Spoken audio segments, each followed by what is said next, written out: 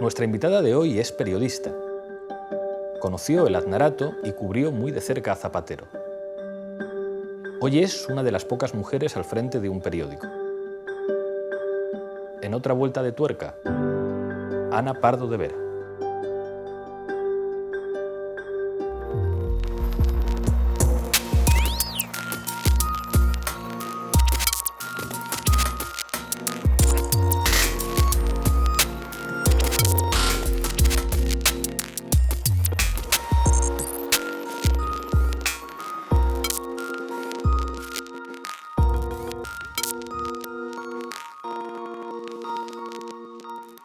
Ana Pardo de Vera, bienvenida a tu casa, otra vuelta de tuerca. Muchísimas gracias, Pablo. Naces en Lugo hace no mucho. ¿Cómo es Ana de pequeña? Bueno, siempre fui un poco... entonces le decían marimacho, ¿no? Me gustaba jugar con monopatín, pese a que mis padres se esforzaban en que fuese a ballet, en que fuese a gimnasia rítmica. Yo me escapaba a las salas de juegos y andaba en monopatín por la calle. Esa era yo, sobre todo al principio. Después las cosas van cambiando, ¿no? Y tienes más inquietudes. Pero en esencia era muy curiosa, ahora dicen cotilla, no, era muy curiosa y me gustaba mucho escribir ya. Me presentaba a todos los concursos de cuentos municipales, de cuentos, bueno, en el colegio. Después la adolescencia mía fue bastante aguda, digamos. Además, les reconozco el mérito a mis padres en ese sentido. Tuve una etapa muy movida y bueno, yo la recuerdo como parte de mi construcción personal, con lo cual al final todo es sacarle lo positivo al tema, pero bueno, tampoco nada diferente de lo que puedan hacer el resto, salvo que era una apasionada de la lectura, porque eso fue lo que nos inculcaron en casa y me acuerdo que tuve varias broncas con mi padre por leer en la mesa. Me han contado que tu padre se parece mucho a Valle Inclán, que físicamente, que incluso sí, le llamaron en una película como para hacer de Valle Inclán, que además sabe mucho de Valle Inclán. ¿Qué responsabilidad tiene tu padre en que te gustara tanto leer y escribir? Toda.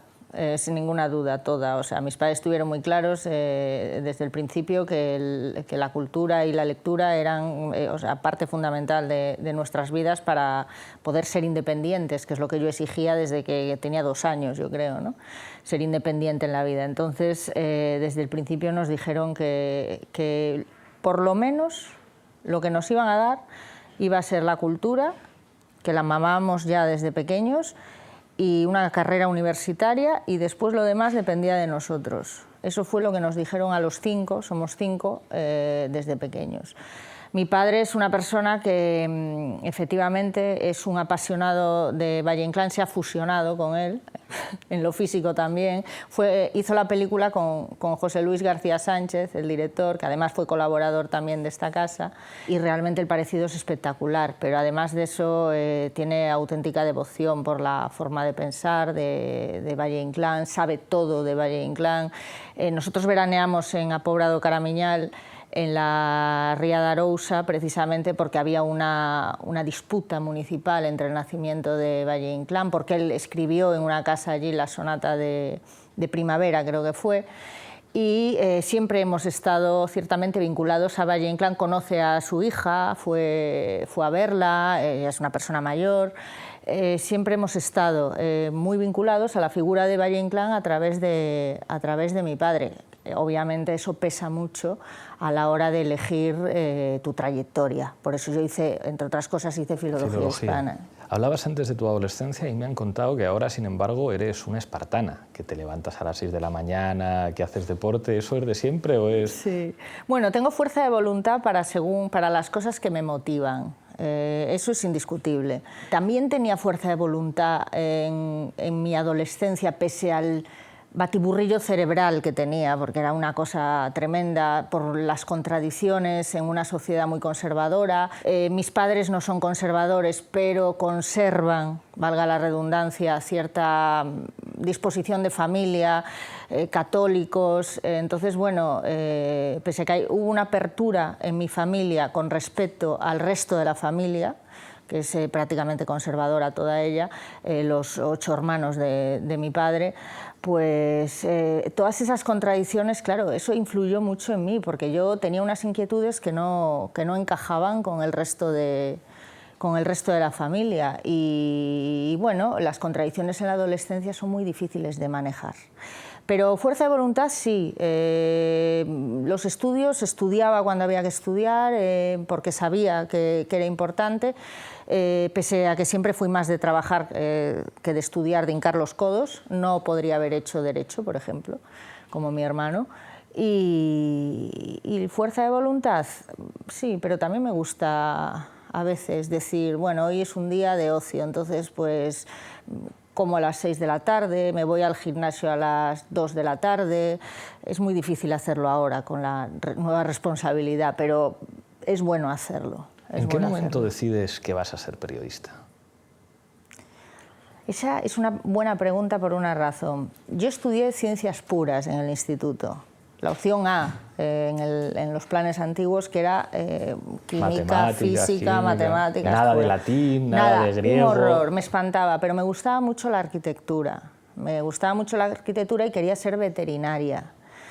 Y también andaba entre esas dos cosas que no tienen nada que ver, pero bueno, algo eso. Al mismo tiempo seguía con la misma inquietud, los libros, devoraba los periódicos, veía los informativos, Informe Semanal para mí era un momento, y de hecho lo sigo viendo pese a la degeneración del programa, todo hay que decirlo, pero había una contradicción, o sea, había una esencia en mí, yo creo, de periodista y había inclinaciones pues, por la arquitectura, que también es un gusto de mi padre, y por los animales.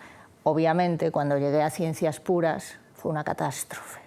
Fue una catástrofe porque aquello no me gustaba nada. Solo aprobé, y además con buena nota, química. Entonces, en mitad de curso, en mitad del COU, me cambié a letras puras. Tuve que sacar el curso de letras en medio año y lo saqué además con buena nota, aunque en la selectividad bajé, pero lo saqué con buena nota. Entonces estaba clarísimo. Mi curiosidad, mi gusto por escribir, mi gusto por la lectura, mi fascinación con el mundo de los medios de comunicación, solo podía ser periodismo, pero no hice periodismo. Porque mis padres, y además en buena lógica, me dijeron: periodismo está empezando en Santiago de Compostela, la pública. Acaba de empezar. Estaba muy politizada, todavía no se manejaba bien, no tenía muy claro el plan de estudios. Si no, te tienes que ir a Salamanca, que es la privada. Hay otra posibilidad. Si quieres escribir, tienes que leer y estudiar a los clásicos. Haces filología y después veremos a ver. Entonces convalidaban el primer ciclo y luego te pasabas a periodismo y tenías las 2 licenciaturas, pero justo cuando yo entré lo quitaron. Total, que hice filología, encantada porque es una carrera maravillosa, y después hice un máster en medios de comunicación. Empiezas en medios locales y en medios autonómicos y empiezas a cubrir una etapa fundamental en la historia de nuestro país, que es el aznarato. ¿Qué recuerdas de esa época? El aznarato, además recuerdo, estudiando en el máster, se dio aquella entrevista a Luis María Anson, cuando la conspiración, fue cuando dijo que se habían reunido un grupo de intelectuales, periodistas, para conspirar contra Felipe González, porque creían que era imposible, ¿no? Y entonces entre ellos estaba Aznar, estaba Francisco Álvarez Cascos, estaba Pedro J. Ramírez, etcétera, etcétera. A mí eso es que me volvía loca. O sea, el periodismo político, pese a que la cultura me inquietaba, la literatura y todo esto, el periodismo político me volvía loca. Y cuando vi y leí aquella entrevista que le hizo Santiago Belloc, fue a Luis María Anson, de la que después tuve la oportunidad además de escuchar las 5 horas de grabación, dije: este señor nos va a gobernar. Y claro, ahí me di cuenta del problema que teníamos. La derecha cedía al poder pese a todo, pese a todo. Entonces me di cuenta de qué tipo de partido era el Partido Popular. En todo caso, yo ya lo había conocido en Galicia. Partido Popular, fundado por un señor ministro del régimen, financiado con narcotraficantes, cosa que en Galicia fue devastador, el narcotráfico, murieron los jóvenes como moscas, cayeron, La droga, levantabas una silla y tenías 3 rayas de cocaína, era dificilísimo escapar, sobre todo en las zonas de costa, donde yo veraneaba, y el Partido Popular seguía ganando, seguía ganando, seguía ganando. Por eso también la obsesión de mis padres por el tema de la cultura, porque mis padres siempre han asociado la cultura al hecho de tener criterio propio, y creía que la falta de cultura, que había mucha incultura en Galicia, en las zonas rurales, llevaba a votar a estos señores. Entonces siempre han estado obsesionados con ese tema para darnos criterio, y allá vosotros, si sois de derechas, que lo seáis con todas las consecuencias y por razones lógicas. Entonces, bueno, conociendo el percal del Partido Popular en esencia, porque la financiación ilegal del Partido Popular también empezó en Galicia. Conociendo el Partido Popular en esencia, empezar el periodismo cubriendo el mandato de Aznar, que entonces no era Aznar en toda su plenitud, porque era un gobierno de minoría en el 96. Cuando hablaba catalán en la intimidad. Cuando hablaba catalán en la intimidad, cuando Arzallus era una persona con la que te podías reunir y no el monstruo del nacionalismo vasco, etcétera, etcétera. Pero claro, el esplendor llegó en el año 2000. Entonces, bueno, entonces sí hubo implicación, y además creo que ahí empezó a fracturarse de verdad la sociedad, otra vez. Después, digamos que estuviste muy cerca de Zapatero, tienes un libro de los seguimientos que le hiciste. Te quiero preguntar qué recuerdas, no solo de la época de Zapatero, sino del momento inmediatamente anterior, de lo que significa el movimiento del no a la guerra, lo que significó la movilización posterior a los atentados del 11 de marzo, digamos como las condiciones de posibilidad de que Zapatero llegara al gobierno. Sí. Yo viví el Congreso, el 35 Congreso, donde se eligió a Zapatero, lo viví en primera persona, lo cubrí, y parecía imposible que ganara Zapatero. Pero bueno, entonces Pepe Blanco ya está por allí, aunque nadie le daba mayor importancia a su figura, pero ya está por allí con los guerristas, y en el último momento hubo un volantazo, y efectivamente, para que no saliera Bono, salió Zapatero. Nadie creía en Zapatero. Nadie creía en Zapatero, pese a que yo a Zapatero lo conocía del mundo parlamentario, lo conocía desde hace muchos años. A mí también me parecía imposible que un tipo como Zapatero movilizase a la gente. Sin embargo, él, yo creo que fue como la tortura china de la gota malaya, eso, la que te va cayendo, y fue impregnando al menos un momento de tranquilidad. Fue dando una versión de la política que en ese momento estaba absolutamente abducida por los comportamientos de derechas. Y bueno, yo no sé, yo no soy de las que digo que Zapatero habría ganado igual si no hubiese habido los atentados. Es imposible. O sea, yo creo que no habría. Pepe Blanco dice, y lo mantiene, que siempre tuvo encuestas que le dijeron es imposible. Lo de los atentados, o sea, fue... pues no sé, fue una revolución en toda regla. La gente, yo me concentré en la calle Génova con los carteles de queremos saber qué pasa, la indignación, claro, era un shock, es que aquello nos habían matado. Yo me acuerdo a la reina Sofía entrando y la gente gritándole nos están matando a los pobres, aquello se me quedó grabado. Pero destapó la del comportamiento de Aznar, es que lo desnudó, lo dejó en pelotas. O sea, esas llamadas de la ministra de Exteriores a las embajadas exteriores, las llamadas a los medios de comunicación para que titularan porque era ETA, las ruedas de prensa de Ángela Cebes negando a Arnaldo Otegi, que decía que no. En 4 ocasiones consecutivas, las fuerzas y cuerpos de seguridad han conseguido evitarlo, pero desgraciadamente en esta ocasión ETA ha conseguido su objetivo. O sea, es que todo era tan obvio, el CNI, diciendo luego, Jorge Descallar admitió que efectivamente había informes alertando de esto. Fue tan cruel la maniobra, tan cruel, dando una patada a la vida de casi 200 personas, a cientos de heridos, más de 1000. Todo eso era tan cruel que eso sí inclinó la balanza por Zapatero, pero no por los atentados en sí, obviamente. Hay una primera etapa de Zapatero que está vinculada, yo creo, a ese compromiso que se traduce en aquel no nos falles, que le dicen, sí, y que él más o menos recoge. Y él tiene una serie de gestos, o sea, aunque mantienen las tropas en Afganistán, tiene un gesto inmediato de retirarlas de Irak. El matrimonio gay yo creo que fue algo histórico en nuestro país, que algunos le quitan valor, pero nadie se atrevió a hacerlo antes. Pero luego hay, digamos, lo que seguramente pone el fin al auge de Zapatero y a su caída, que es el 2007, que es la crisis económica y que ahí él mismo reconoce en un libro de memorias que hace todo aquello que él sabía que le iba a llevar a la derrota electoral y el surgimiento del movimiento 15M con él en el gobierno. ¿Esa etapa cómo la recuerdas? Esa etapa fue terrible. Yo estuve en el gobierno de Zapatero en el momento de máximo esplendor y además estuve en el Ministerio de Defensa con la retirada de las tropas de Irak. Recuerdo a Bono, que fue a entrevistarse con el entonces secretario de Estado de Defensa, con Rumsfeld, y en secreto, para decirle que las tropas se iban. Y recuerdo la rueda de prensa, por supuesto, cuando lo anunció Zapatero. Claro, esas cosas... Cuando has estado en las manifestaciones, me acuerdo que había una cabecera que era Periodistas contra la Guerra de Irak, ahí estábamos sujetando la pancarta. Esas cosas te llenan, te motivan y dices, hombre, pues mira, lo mejor es posible. Pero Zapatero no pudo o sea, hizo gestos hasta donde llegó. El matrimonio gay se lo debemos, obviamente, a Pedro Cerolo, además, porque se puso... O sea, dijo, aquí no me vale como lo de la Iglesia. Sí, vamos a cambiar el concordato de la Iglesia, pero al final no hicieron nada. Aquí no me vale lo de, no, mira, vamos a dejarlo porque no es una prioridad, porque hay otros problemas en España, porque... No, aquí no me vale eso. Dio un puñetazo encima de la mesa y me dijo, a mí me aprobáis el matrimonio gay ya mismo.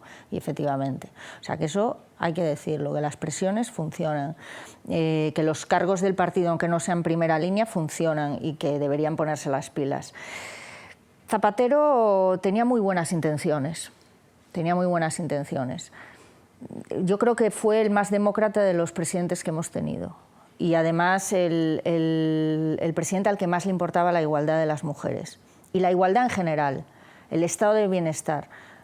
Pero falló en los cimientos, quiero decir, se quedó en la palabra, no profundizó en los temas. Está muy bien el matrimonio gay, está muy bien la igualdad de las mujeres, pero hay una cosa que se llama el maltrato, que seguimos padeciendo. A las mujeres nos siguen matando por el mero hecho de ser mujeres y usted no nos da soluciones contundentes. Sí, una ley, reconocemos, pones a una persona como Miguel Llorentes, ¿verdad? Pero falta la base está. Puso educación por la ciudadanía, pero es verdad, no se garantizó que fuese de continuidad. Y luego, el tema económico. No va a haber igualdad mientras el tema económico no se resuelva en este país. Es que es imposible. Mientras la gente no tenga acceso a salarios dignos, mientras no garantices el estado del bienestar en toda su amplitud. Está muy bien la ley de dependencia, pero garantízate que las comunidades la cumplan. Es que nadie la cumple.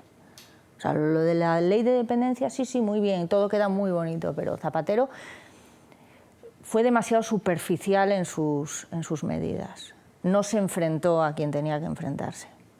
Hay, digamos, otro elemento yo creo que fundamental en la biografía política de Zapatero, que es ETA y el intento de proceso de paz.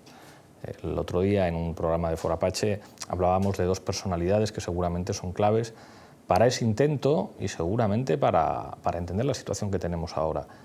Uno es Arnaldo Otegi, que de alguna manera se atreve a lo que no se atrevieron otros dirigentes de la izquierda abertzale, que es enfrentarse a las tesis de ETA, y otra es Zapatero, que asume un camino por un terreno enormemente peligroso, en el que podía tener, en este caso, la escasa lealtad de Estado del Partido Popular, que le hizo muchísimo daño con eso, y que además salió mal, porque la explosión en la T4, digamos, con la muerte de 2 personas, hace sí. Exactamente, saltar por los aires el proceso. ¿Qué recuerdas, digamos, de ese Zapatero que lo intenta, que intenta la paz?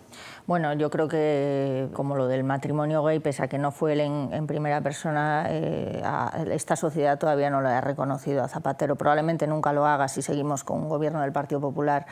Nunca le ha reconocido a Zapatero que la lucha de ETA, contra ETA alcanzó el culmen con él. O sea, lo que queda de ETA ahora es absolutamente residual, por más que la derecha trate de resucitarlo, con episodios como Alsuaga y demás, con la complicidad de la justicia además. Vivamos hoy la legítima satisfacción por la victoria de la democracia, de la ley y de la razón. Una satisfacción teñida por el recuerdo inolvidable del dolor causado por una violencia que nunca debió producirse y que no ha de volver jamás. Nunca se le valoró lo suficiente y yo, además, hago la comparativa tan simple, pero tan real. Si fuese el PP el que acabase con ETA, tendríamos homenajes todos los días, todos los días. Tendríamos movilizaciones de asociaciones de víctimas, tendríamos movilizaciones del gobierno. En el País Vasco poco más se hubiesen autoproclamado lendakaris o Nelson Mandela, como pretenden y demás. Zapatero inició una vía en la que creía, como tantas otras cosas, pero claro, es muy complicado. Se lo pusieron muy difícil y fue el único que informó al Parlamento y que lo sometió, que iniciaba un proceso de diálogo y de negociación. Pero claro, si dicen que vas a vender Navarra, que vas a entregar, que estás traicionando a los muertos, como le dijo el señor Rajoy, que nadie se acuerda. Todo el mundo se acuerda de lo de la Calviva, pero nadie se acuerda que Rajoy le dijo que estaba traicionando a los muertos, a Zapatero, que había enterrado a cuantísima gente. Claro, es que es tan desproporcionado lo de un lado y lo del otro que era imposible que Zapatero incluso saliese airoso. Y no olvidemos que además se produjo ya en un declive absoluto de su gobierno, con lo cual aquello pasó, para lo que fue, pasó prácticamente sin pena ni gloria. Luego es verdad que el lendakari, que era Patxi López, lo gestionó mal, lo gestionaron mal. Es que estaba en Estados Unidos. El lendakari cuando ETA anunció el comunicado de la tregua indefinida. Entonces ellos lo gestionaron mal y encima tenían en contra pues la peor oposición que uno se puede encontrar para estos casos. Te preguntaré después específicamente por Público, pero ya trabajando en Público cubres Casa Real y cubres un hecho del que yo creo que se ha hablado poco y que seguramente es pues, la primera expresión después de la irrupción electoral de Podemos de los intentos de solucionar la crisis de régimen, que es la abdicación de Juan Carlos. ¿Cómo vives eso? De lo que, como todas las cuestiones que tienen que ver con la monarquía, es muy difícil hablar. Es muy difícil y además es muy difícil desde Público, porque es un medio republicano, defendemos la República y todos sus valores, y es muy complicado que te den cancha. Pese a todo, la cortesía de cara a la galería en la Casa Real siempre es infinita y es de agradecer además. Así que allá que fuimos todos a la rueda de prensa que dio el imputado por las tarjetas Black, el señor Espotorno, que estudió con mi padre además, o sea, en casa lo conocemos bien. Y lo vivimos, pues yo realmente creía que Juan Carlos era como Manolo Fraga, que iba a morir con las botas puestas.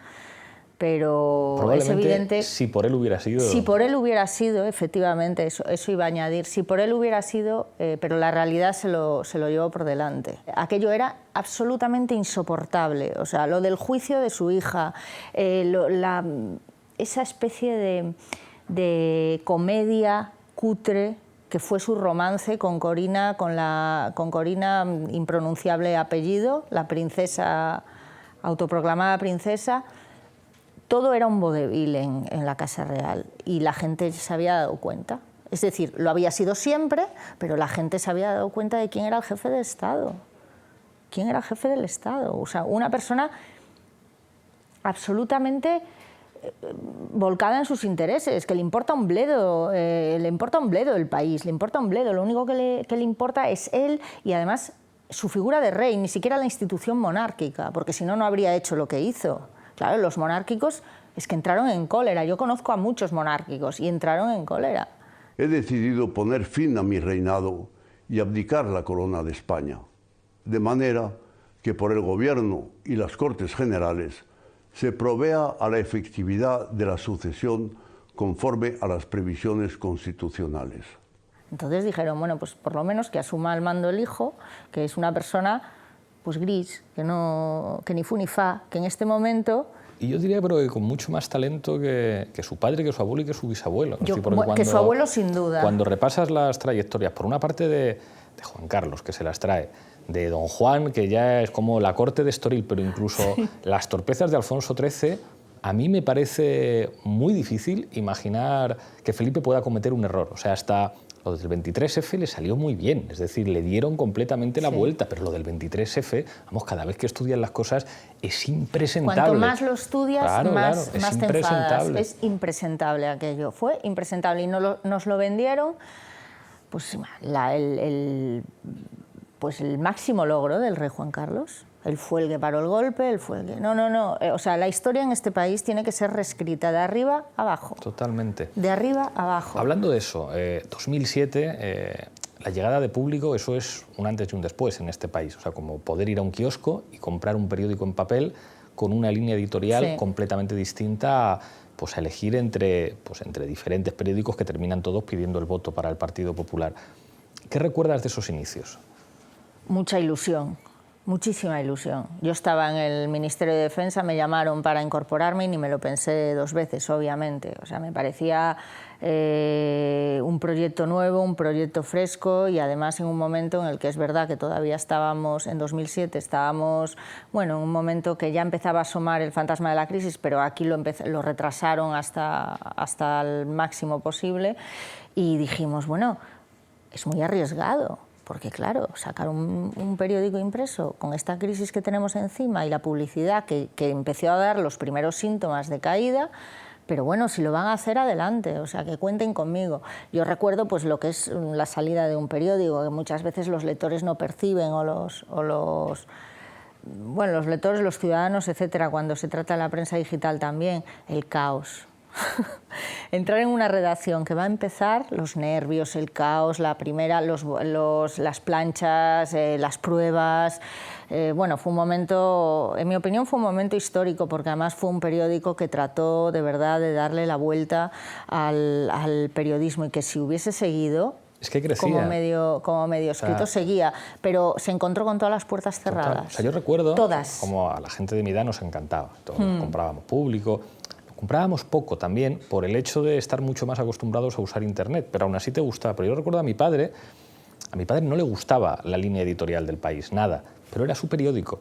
Y al principio, recuerdo cuando salió Público, decía, esto con tantos colorines y tal, y sin embargo fueron pasar unos meses y ya no podía leer otra cosa, porque es como, hombre, este es el periódico que ahí me gusta leer, con el que me identifico, que me gustan los columnistas, que es otra cosa.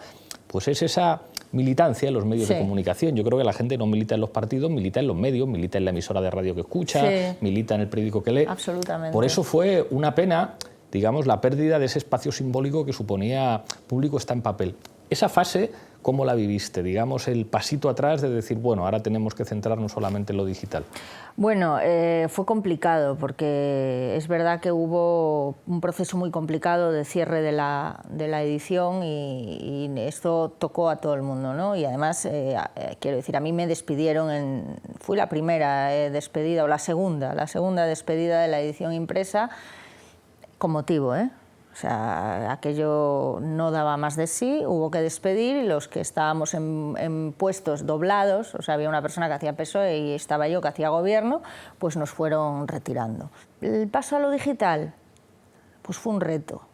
Para los que somos generación bisagra en el tema digo dentro de los periódicos, dentro del periodismo, del paso al papel a lo digital es complicado. Es complicado. Yo siempre digo que sigo siendo de las que se arropan con papel por la noche, con mi libro, no con la... No con la sí, tablet, que me encanta lo de leer el periódico Kindle, por la mañana, en fin, eso pues cada vez menos. De hecho lo vemos aquí, la mayor parte del tráfico, más del 50% del tráfico de Público viene a través del móvil, ya no del ordenador, del móvil. Entonces es muy complicado renunciar a eso, es muy complicado renunciar a la forma de hacer el papel. Es muy complicado renunciar a los cierres nocturnos diarios y vivir en una vorágine donde hay que actualizarlo todo permanentemente. Pero hay que hacerlo, y hay que hacerlo además con ilusión porque las posibilidades de lo digital son inmensas y muchísimas más que las del papel. Entonces hay que mirarlo desde esa perspectiva, no desde la de ¡ay, qué horror, el papel se va! Yo creo que habrá una reconversión del papel y quedarán medios, sobre todo los grandes medios, pero serán diferentes.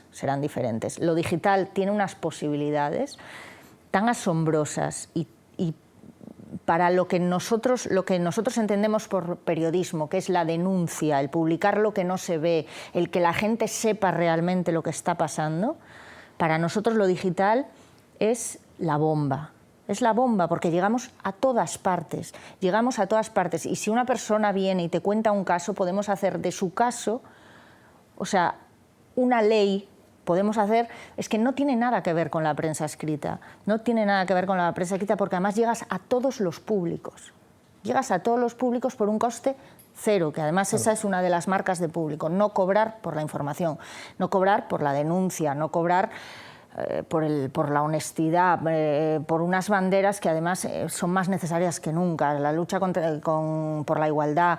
Nosotros además llevamos la lucha contra el maltrato animal como una forma de vida, el medio ambiente, todo esto que además ahora con la victoria de Donald Trump parece que es una utopía, más que nunca, pues todo esto te hace concienciarte más de que necesitamos un medio digital amplio, referente de izquierdas, porque ahora mismo impreso no lo hay.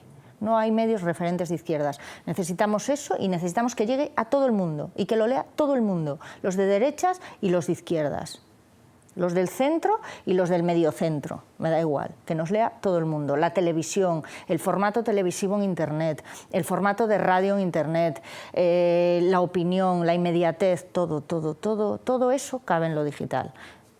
Con prudencia, porque hay que dosificar muchísimo, está el aluvión de información que hay que dosificar. Pero bueno, la cuestión es tener las ideas muy claras y abordarlas todos los días, a todas horas y cada minuto. Ahora estés al frente, eres directora, yo no sé si la única directora de un periódico en España o una de las poquitas. Sí, la única, bueno, está Montse Domínguez en el Huffington Post, aunque no es el mismo concepto de periódico, pero efectivamente fue ella la pionera, sí.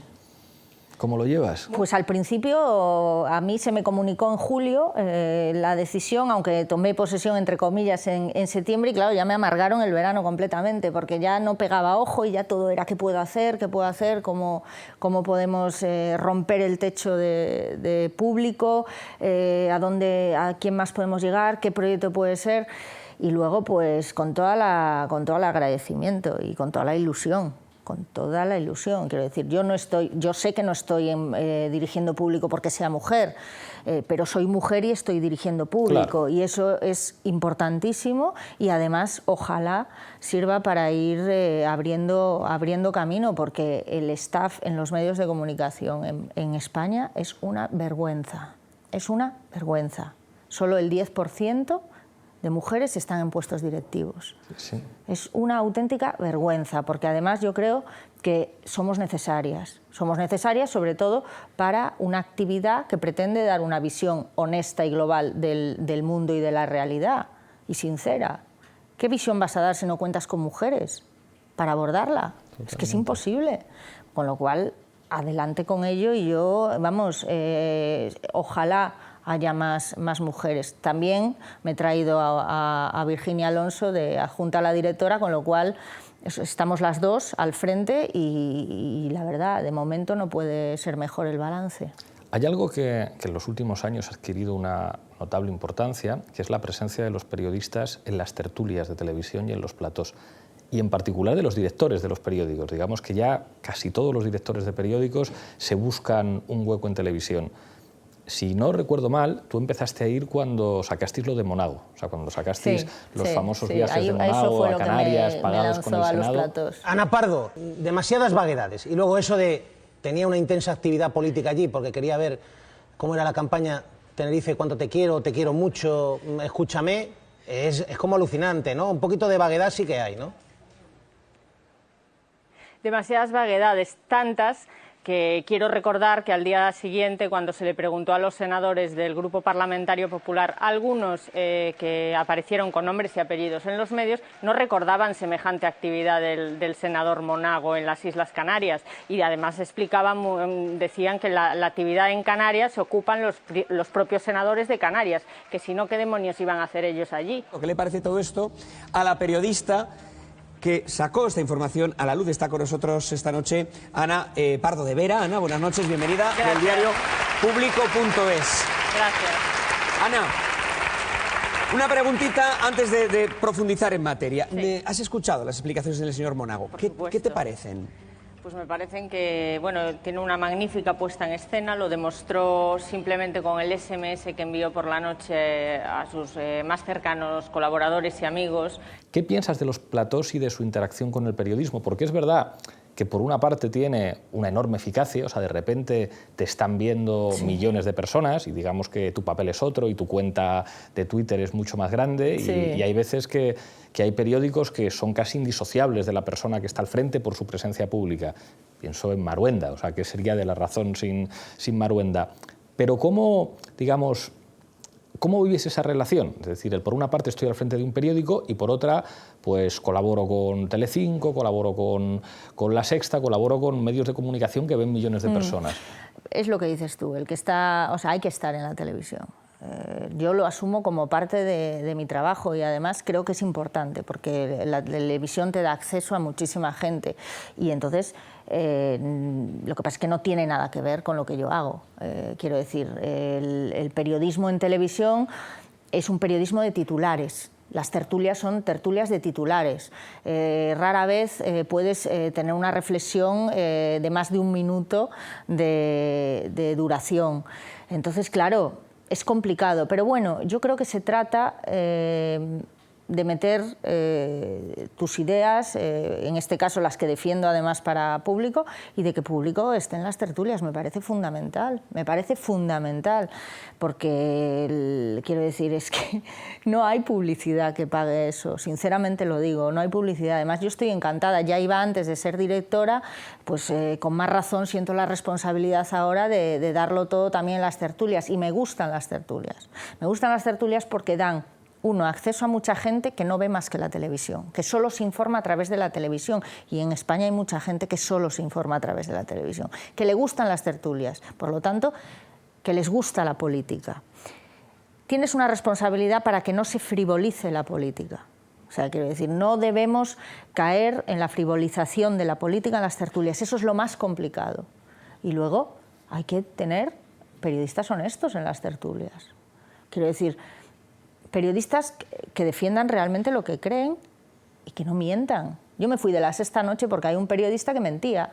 Voy a leer una cosa que es el auto de conclusión de diligencias fruto de la querella criminal de Xavier Trías contra Unidad Editorial y el diario y los periodistas del diario El Mundo, Eduardo Inda y otros dos más, a los que no voy a citar porque no van dando lecciones de ética, al menos a mí. Sí. Entonces, Coronado ha escrito este auto que fue publicado en el diario Ara en mayo de 2016.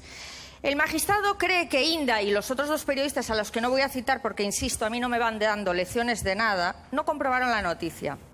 Y dice Eso textualmente... es mentira, te lo estás inventando. El señor de la UDEF dijo que la policía... Sí. Estás inventándotelo. Si tienes menos credibilidad que una escoba. Bueno, un momento, insisto. lo cierto se acaba... Yo me acordaba de mis compañeros de mi profesión que no pueden acceder a un puesto de trabajo, que son maravillosos profesionales y que están en la calle.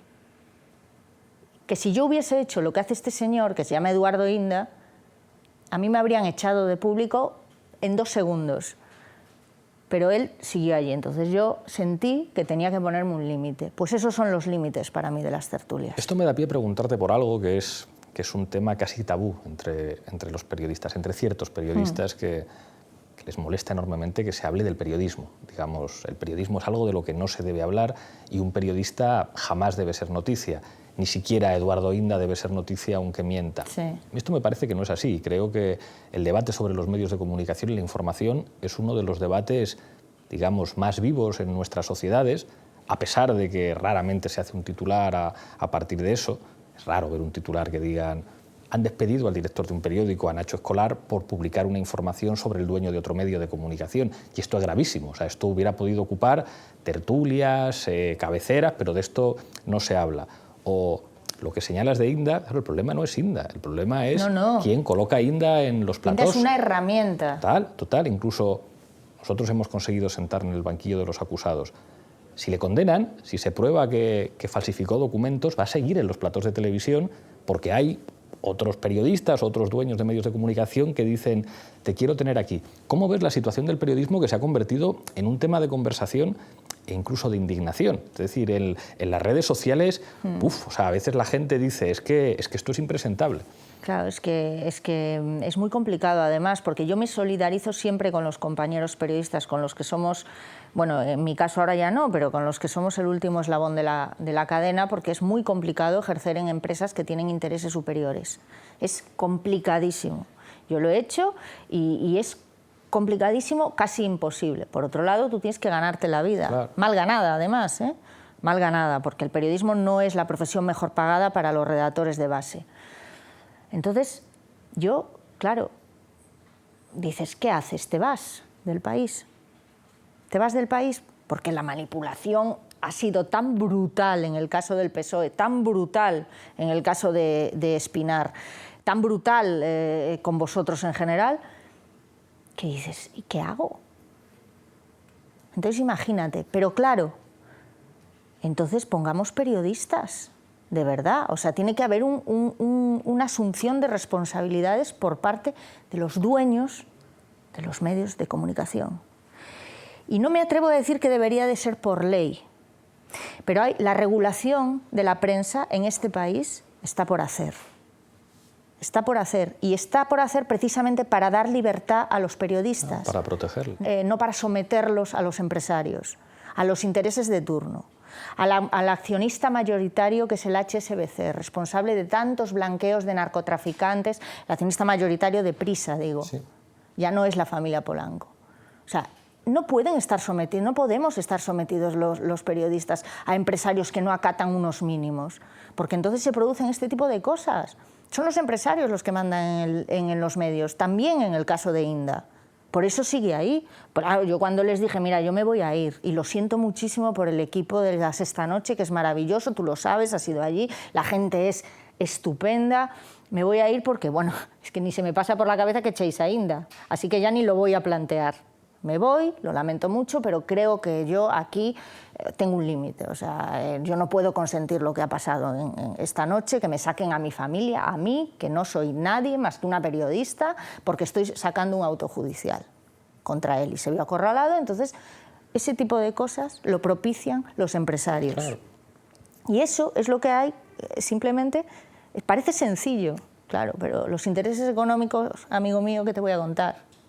Son muy potentes, pero necesitamos, de verdad, necesitamos una regulación, necesitamos unas leyes que sancionen a los periodistas en su profesión por la responsabilidad pública que tenemos.